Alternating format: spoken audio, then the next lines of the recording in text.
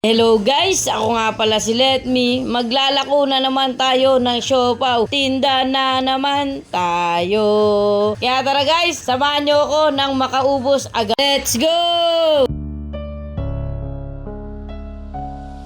Ako si Let Me, natubong Padilla Antipolo. Isang simpleng tao na merong paggalang at respeto. Ako ay pang-apat sa anim na magkakapatid. Tindero ng isda, magulang ko kung saan kami tinawid. Sa pag-aaral at bata pa lang natuto na ako kung paano dumiskarte, pambaon pambili ko ng mga laruan, panglaro sa video game. Di lumaki sa luho, tinuruan na akong maging madiskarte para makuha aming gusto. Kaya bata pa lang ako ay nagbanat na ng buto. Kaya hanggang sa paglaki ko ay aking dala-dala mga payot paalala ng aking ama't ina.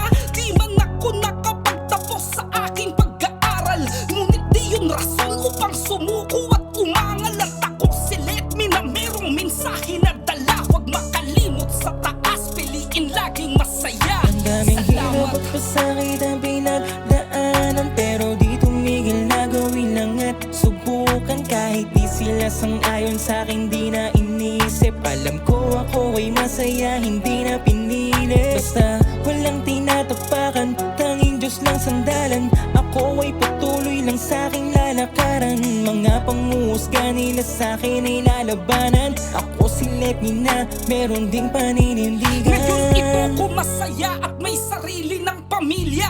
Kayod kalabaw upang ang buhay guminhawa. Kaya kahit anong diskarte ay pinasok ko. Basta't alam kong marangal at pumapatas ako. Namamakyaw na mga isda na pambenta sa palengke. Nagtayo ng lugawan, pagod man wala tong arte. Dahil ang importante para sa akin ay pamilya. Magandang kinabukasan ng anak ko at asawa. Makatulong sa magulang ko at mga kapatid.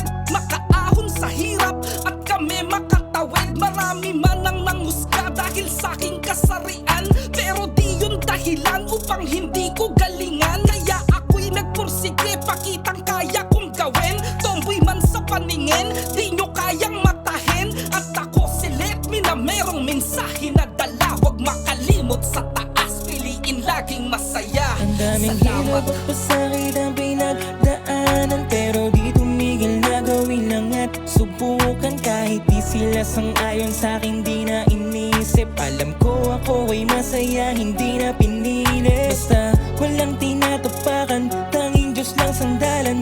Ako ay patuloy lang sa'king lalakaran. Mga panguhusga nila sa'kin ay lalabanan. Ako si Let Me na meron ding paninindigan. Ngunit bakit ba ganun? Tila ba kapos pa rin kahit na pagsikapan ko? Kulang at baon pa rin, ngunit hindi ako susuko hanggang pangarap maabot. Salamat sa mga nandyan na sa'kin hindi nagdamot. Mga kaibigan ko't pamilya na sa'kin nakaalalay. Sa harap o sa likod, nakakampi ko't karamay. Ngayon kahit papano ay nagbubungan na rin lahat ng aking mga sana at aking mga hiling. Nakapundar ng sasakyan na gamit kong pang negosyo. At dahil sa pagsisikap unti-unting umaasenso, isa na akong vlogger, layunin magpasaya.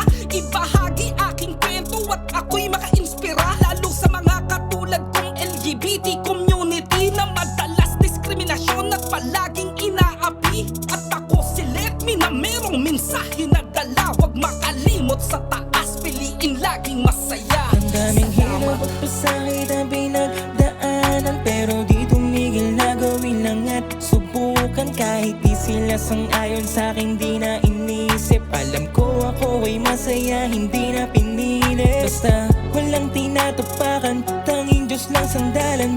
Ako ay patuloy lang sa'king lalakaran. Mga panguhusga nila sa'kin ay lalabanan. Ako si Let Me na meron ding paninindigan. Ang daming hirap at pasakit ang pinagdaanan, pero di tumigil na gawin lang at subukan. Kahit di sila sang-ayon sa'kin, di na inisip. Alam ko ako ay masaya, hindi na pinili.